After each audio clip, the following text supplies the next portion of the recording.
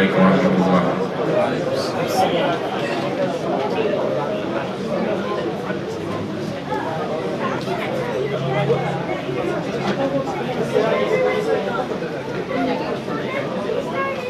بسم الله الرحمن الرحيم. الحمد لله رب العالمين، والصلاة والسلام على خير المرسلين وعلى آله وصحبه أجمعين. أما بعد. Continue with Aladab Almufrad. Imam Bukhari رحمه الله تعالى. باب فضل من مات له الولد. We are the hadith 150.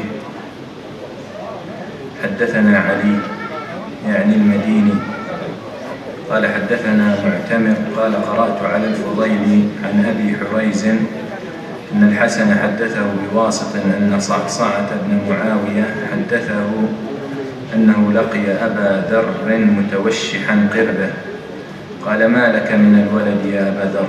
قال ألا أحدثك؟ قلت بلى. قال سمعت رسول الله صلى الله عليه وسلم يقول ما من مسلم يموت له 3 من الولد يبلغ الحنث إلا أدخله الله الجنة بفضل رحمته إياه وما من رجل أعتق مسلما إلا جعل الله عز وجل كل عضو منه فكاكه لكل عضو منه.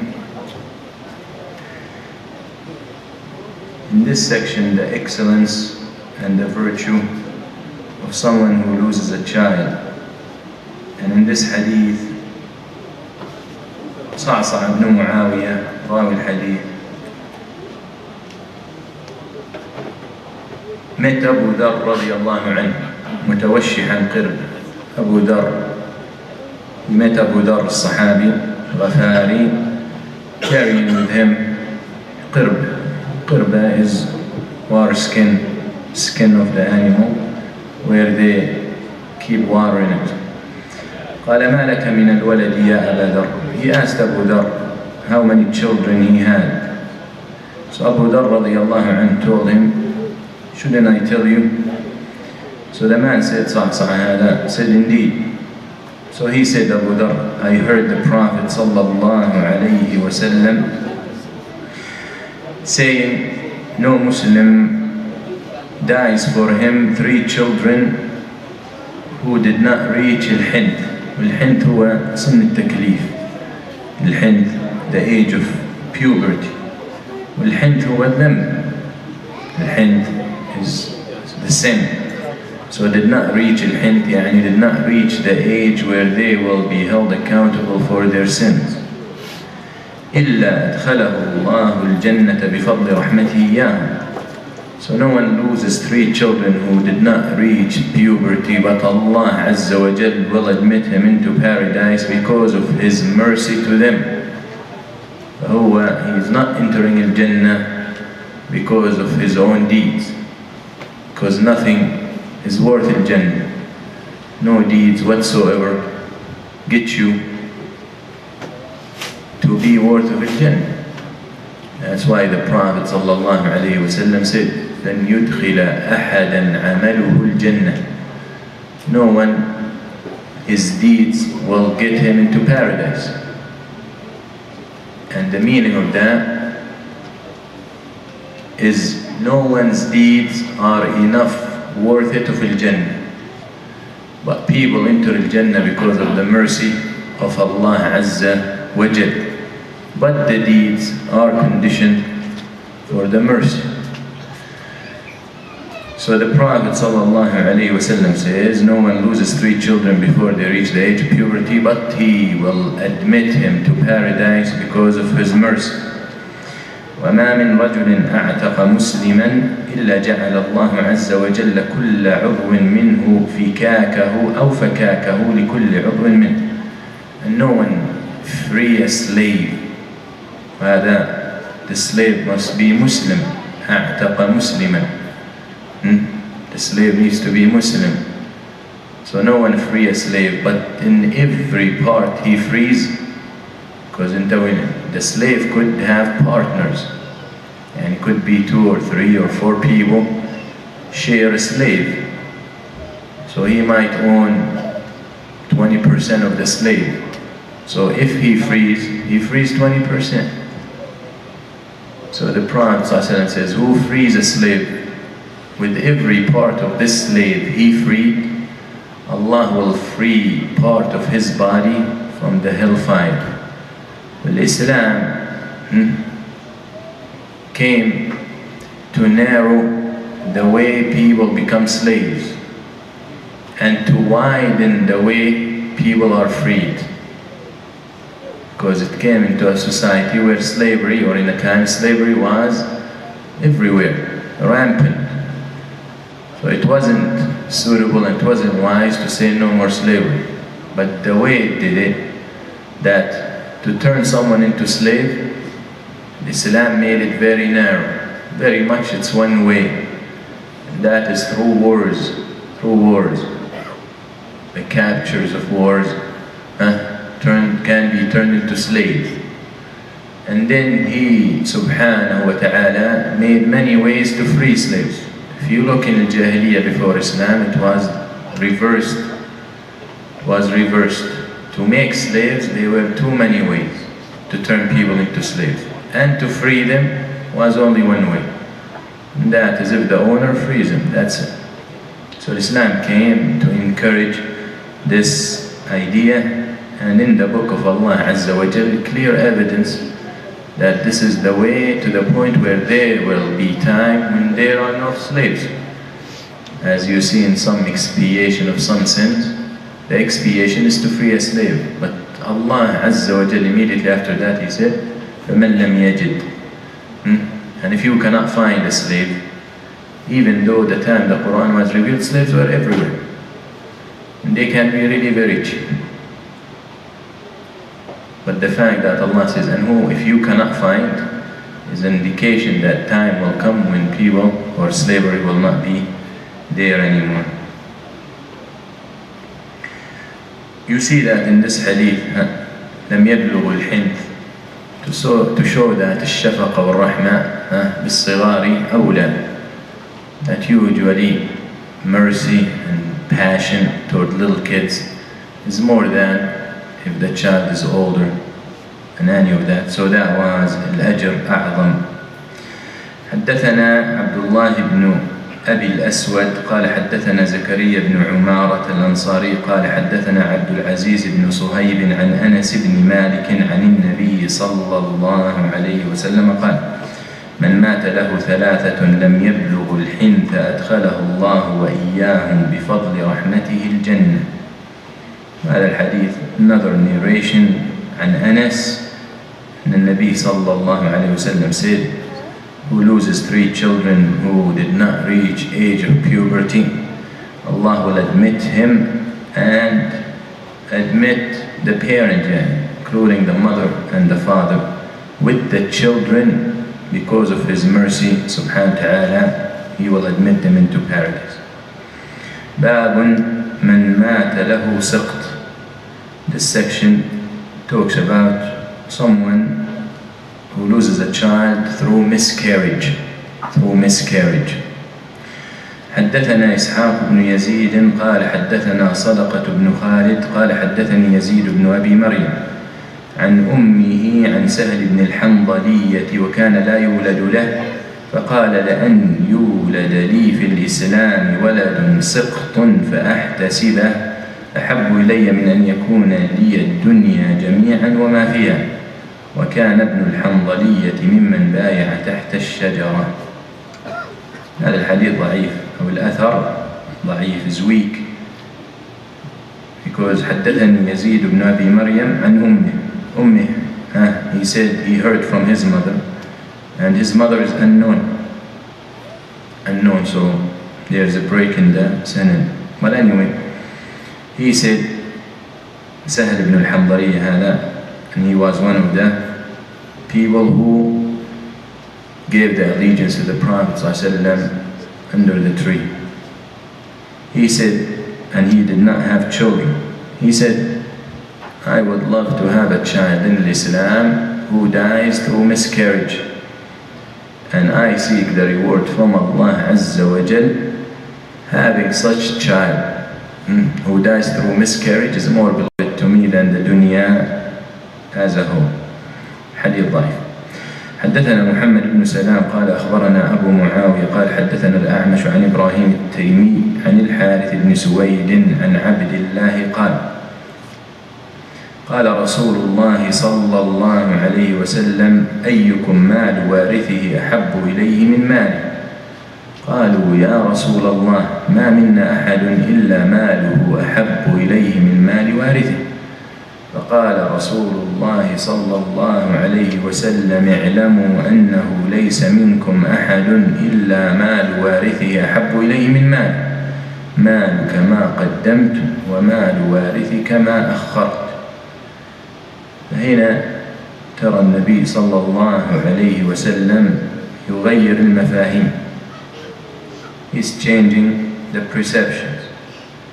فالحديث عن عبد الله قال رسول الله صلى الله عليه وسلم إن أفرد عبد الله بحديث النبي صلى الله عليه وسلم، يعني if you read عن عبد الله عن النبي صلى الله عليه وسلم, usually most of the time it's عبد الله بن مسعود رضي الله عنه. He said that the Prophet sallallahu alaihi wasallam asked the Sahaba, who loves the wealth of his heirs more than his wealth? If you die, you will have people who are going to inherit you. They're going to get your money. So the Prophet sallallahu alaihi wasallam asked them, who love his money in the hands of his heirs after his death more than his money that he has in his, very much in his pocket? So they said, Ya Rasulullah, no one of us loves the money of his heirs more than his money. So you don't love the money that your family can have after your death more than the money you have right now. So the Prophet sallallahu alayhi wa sallam, their understanding and their perception, malu is what's in his pocket, and malu warathatih is what he will leave if he dies. That's their understanding. That's why what's in their pocket was more beloved to them, as they said, than the money their heirs will have. فقال النبي صلى الله عليه وسلم اعلموا أنه ليس منكم أحد, know that no one amongst you إلا مال وارثه حب إليه من مال. So now he's صلى الله عليه وسلم يقلب المفاهيم. He's saying, know that no one amongst you but love the money of his heirs more than his money, even though they all answered that we love our money more than the money of our heirs. So he sallallahu alayhi wasallam telling them, that feeling you have is the wrong feeling, because very much the money of your heirs is what's in your pocket, because you can drop dead any second. So what's in your pocket is theirs. What you keeping is theirs, right? What you keep is theirs, because you can drop dead any minute. Where's my money? Your wealth is what you give. فمالك ما قدمت ومال وارثك ما أخرت. Your wealth, the one you should love more, is what you have given. طبعا في سبيل الله. What you spend and you seek the reward from Allah Azza wa Jal, that's what's for you. Your waratha will not get access to it. But what you're keeping with you is what they have. Because very much, أن تعد نفسك من الأموات. فإنك لا تدري يا عبد الله ما اسمك غدا. You don't know what's your name tomorrow. Today you're Ahmed, Muhammad, Basha, Doctor, Muhandis, whatever. President. Today. Tomorrow you're dead. When they ask about you, they say, where's the dead person? وين الميت? اليوم أنت ملك. You die, you're in the hospital, they come to see you after your death, where's the dead body? And then a few hours later, وين الجنازة? They don't even call you a dead body. وين الجنازة? Where's the funeral? Where is the funeral? الجنازة. And then after that, where is the grave? You're a grave now. Forget about your name, forget about who you were, you're a grave. Where is the grave? So that is the fact. With that fact, any money you have is not yours. Yours is what you had given in advance for the sake of Allah Azza wa Jal. طيب يعني ما علاقة هذا الحديث بالباب؟ باب يتكلم عن السقط أو السقط.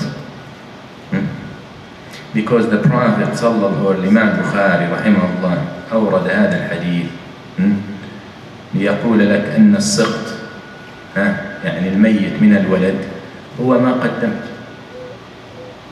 When you lose a child, you had given him and you're patient, you because your child is your possession. كما قال النبي صلى الله عليه وسلم قال أنت ومالك لأبيك. You and your wealth to your father. So the child is from the wealth of the father. So if your child dies and you seek the reward from Allah and you're being patient, it's like wealth you had given in advance. So that will be for you. Amma the child that continues to live, you don't know what he will turn to be. Could be ni'mah, could be musib, نقمة عليك.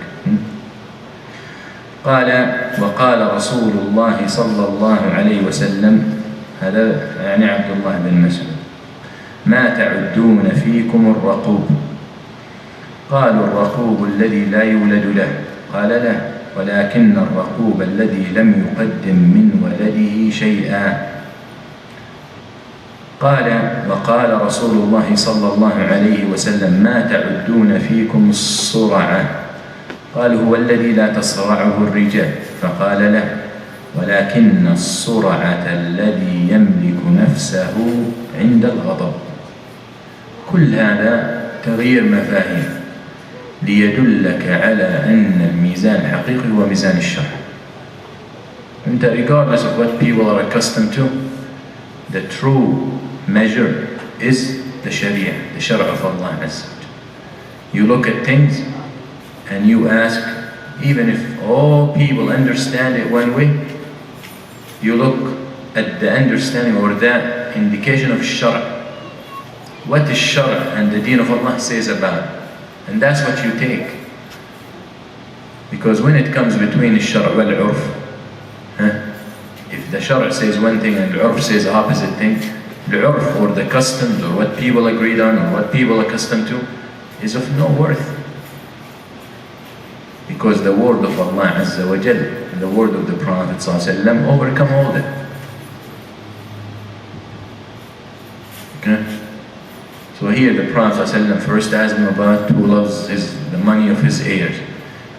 And then he switched and he changed the understanding. Then he asked him sallallahu alayhi wa sallam, ما تعدون فيكم الرقوب. Their understanding for raqub is the one who has no child. يعني لا يولد له. Someone who's infertile or impotent or whatever. His wife cannot have children. The qadar of Allah. That's their understanding for raqub. So the Prophet ﷺ changed them. So he sallallahu alayhi wa sallam said, وَلَكِنَّ الرَّقُوبَ الَّذِي لَمْ يُقَدِّمْ مِنْ وَلَدِهِ شَيْءٍ.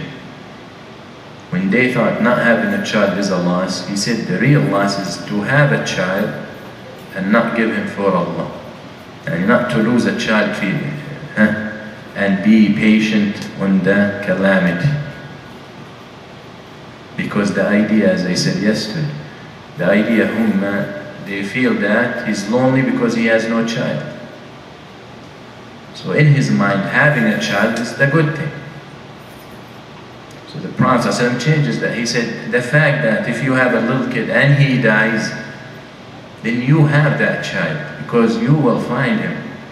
But if he happens to grow up and turn kafir, then you really lost him. Okay?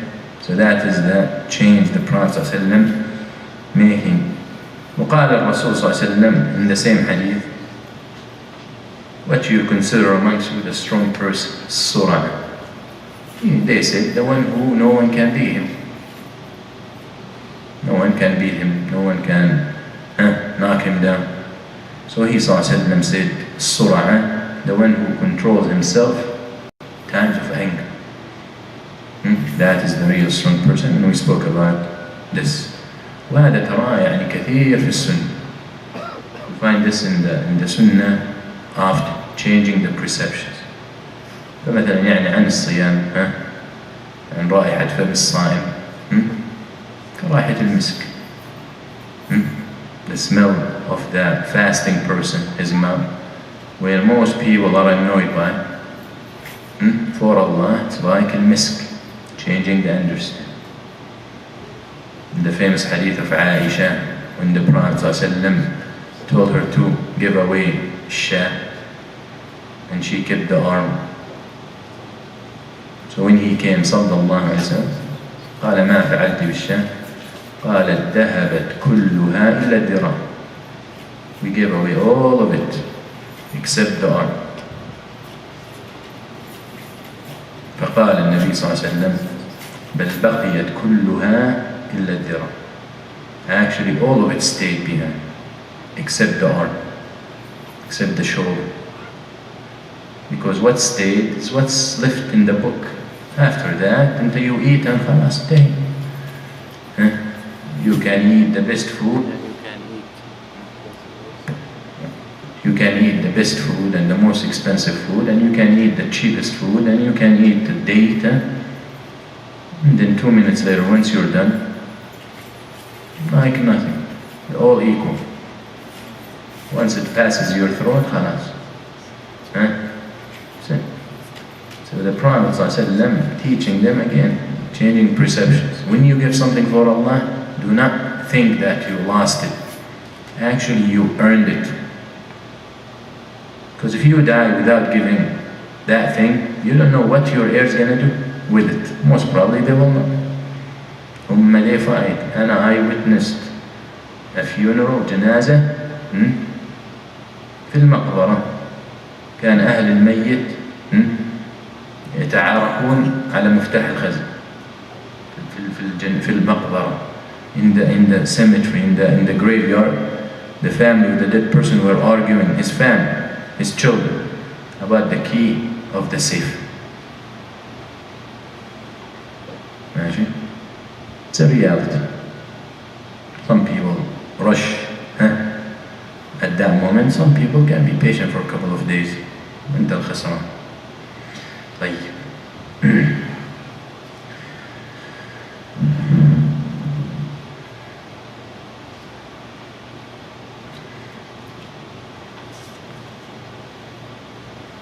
We continue tomorrow inshallah. قولوا قولي هذا واستغفر الله لي ولكم وصلى الله على سيدنا محمد والحمد لله رب العالمين. جزاكم الله خير. السلام عليكم.